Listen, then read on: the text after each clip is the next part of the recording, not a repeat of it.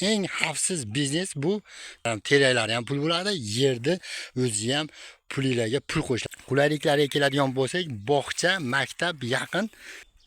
Assalomu alaykum YouTube kuzatuvchilari, qadrli do'stlar. Bugungi videoda ushbu uchastkamizni sotuvga qo'yapmiz. Uchastkamiz manziliga keladigan bo'lsak, Andijon viloyati Bo'ston tumani Dehqonobod MF. Uchastkamizga bir dona kichkinagina uycha solingan. Uchastkamiz maydoniga keladigan bo'lsak, 18 sotikdan iborat.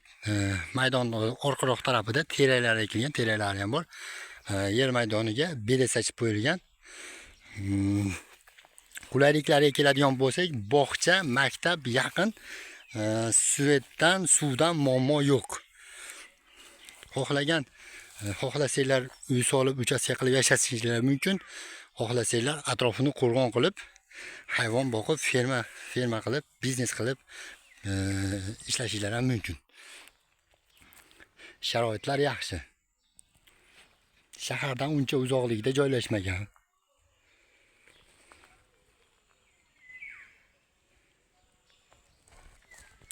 Hozir teraklarni ham ko'rsataman. Shu yerda teraklari bor. Bir marta kesib olingan ekan. Teraklar ham 5-6 yilda, xudo xolasa yaxshigina pulga sotsanglar bo'ladi.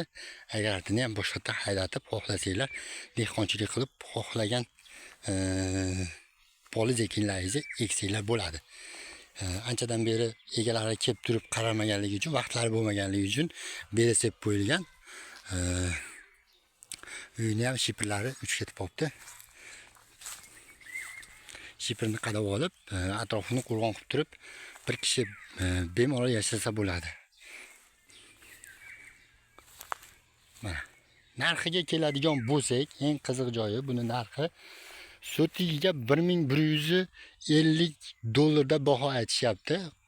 Pastga nomerlarni qoldiraman, videoda ham nomerlarni qoldiraman. Agar nomerlarni olib qo'ysak, bilingki, uchastkamiz sotilgan bo'ladi.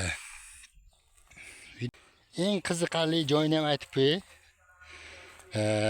Puli bor akalarimiz, pulni nimaga tikishni bilmayap turgan akalarimiz, albatta ko'chmas mulkka qo'yib qo'yinglar pullarni. Bu yerda sotib olib turib, sotib olib qo'ysanglar, bu yerda narxi ko'tariladiki, hech qachon tushmaydi. Atrofini to'ldirib terak ekib qo'ysalar ham, teraklar ham pul bo'ladi, yerni o'zi ham pullarga pul qo'shiladi. Eng xavfsiz biznes bu ko'chmas mulk bo'ladi. Bemalol pullarni sizlarga maslahatim, ko'chmas mulkda saqlanglar.